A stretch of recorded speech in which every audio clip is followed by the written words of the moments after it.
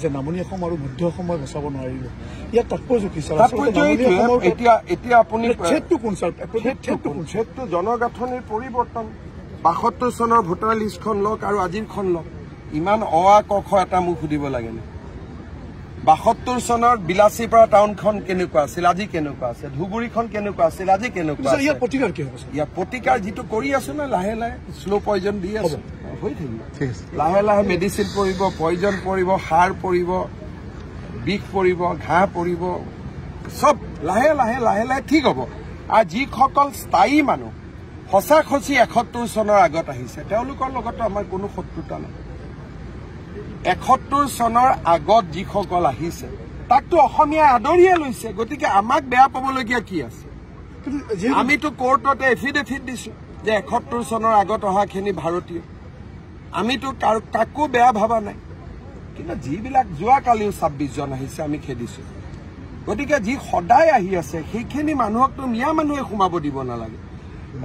নিয়ম মতে যদি আইনৰ মতে চাব যায় ফৰেষ্টতো আমি এনেকুৱা নহয় যে অকল মিয়াক এভিকশ্যন কৰিছো কোনোবা যদি বেলেগ এতিয়া যে আমাৰ ওৰিয়াম ঘাটত এভিকশ্যন হৈছে তাত বেলেগ জাতি উপজাতিৰো মানুহ আছিল তেওঁলোক উঠি আহিছে এনেকুৱা নহয় যে অকল মিয়া মানুহক এভিকশ্যন হৈছে কিন্তু প্ৰতিবাদটো মিয়া মানুহখিনিয়ে কৰে তেওঁলোকে আইন মানিব নোখোজে আইন নামানিলেতো নহব ভাৰত এখন আইনৰ ওপৰত স্থিত ৰাজ্য কিমান বিঘা মাটি এজনে ৩০০ বিঘা আৰে মোৰে নাই ৩০০ বিঘা এজনে ২০০ বিঘা মোৰে নাই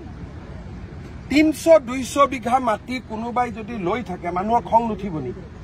আপোনালোকৰ আছে কাৰোবাৰ ৩০০ বিঘা ২০০ বিঘা নাই ৩০০-২০০ বিঘা মাটি এজন মানুহে লৈ আছে খং উঠিব নে নাই বোলে ১.৫ কথা লৈছে গৰীব দুখীয়া তেতিয়াতো আমি কেতিয়াও কাজিয়া নকৰো ১.৫ কথা ৩ কথা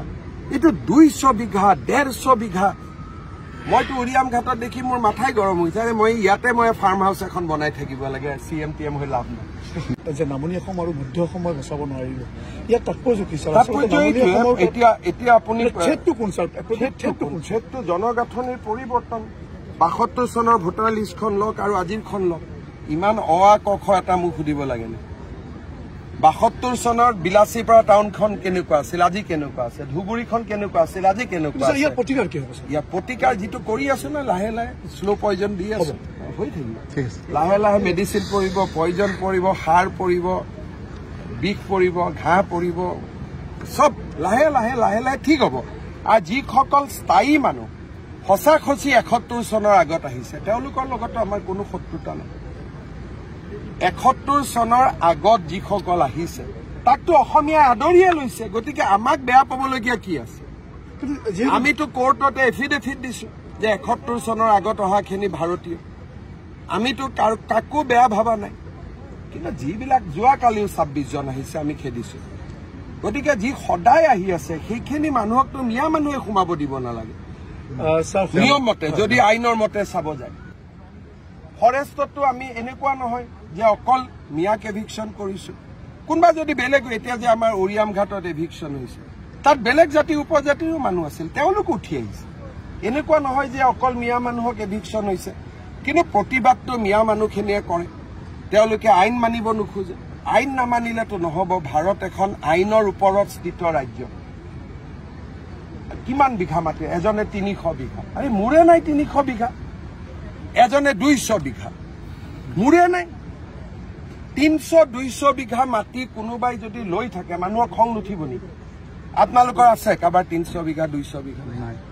৩০০-২০০ বিঘা মাটি এজন মানুহে লৈ আছে খং উঠিব নে নাই বোলে ১.৫ কথা লৈছে গৰীব দুখীয়া তেতিয়াতো আমি কেতিয়াও কাজিয়া নকৰো ১.৫ কথা ৩ কথা এইটো ২০০ বিঘা ১৫০ বিঘা মইতো উৰিয়াম ঘাটত দেখি মোৰ মাথাই গৰম হৈছে মই ইয়াতে মই ফাৰ্ম হাউচ এখন বনাই থাকিব লাগে CM হৈ লাভ নাই